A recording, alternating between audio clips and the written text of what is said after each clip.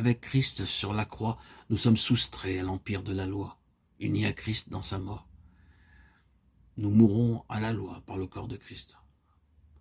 Nous échappons à ses foudres, puisque nous sommes morts à ceux qui nous réduisaient en esclavage.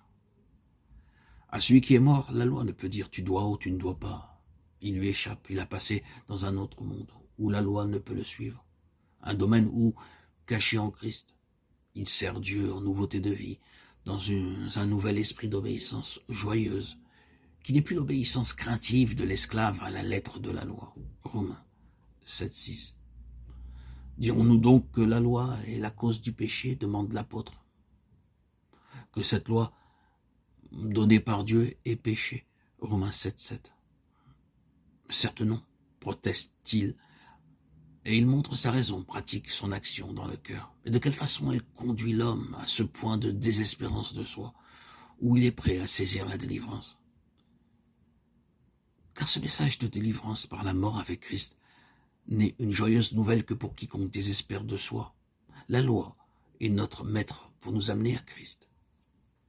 Et l'apôtre nous décrit la lutte poignante qui se livre en celui qui aime la volonté de Dieu, mais n'a pas encore trouvé la délivrance dans la mort du Christ.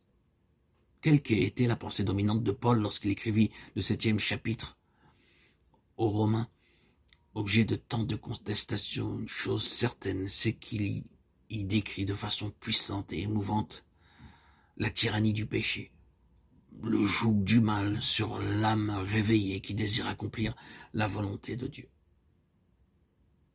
C'est la loi qui conduit l'âme à mourir à soi-même. Mourir, c'est cesser de combattre. C'est l'extrémité où se trouve réduit celui qui ne peut lutter davantage. Alors, dans son angoisse, il s'écrie « Qui me délivrera ?» Par la loi, écrit ailleurs l'apôtre « Je suis mort à la loi, afin de vivre pour Dieu » Galates 2,19.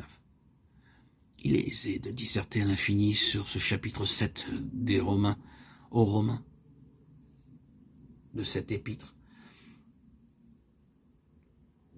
Et les théologiens ne s'en font pas faute. Mais si au lieu d'échafauder des théories, nous abordons le côté pratique et essayons de briser par nos propres moyens l'emprise du mal sur nous-mêmes, nous ne tarderons pas alors à faire une expérience identique à celle que décrit l'apôtre avec tant de précision.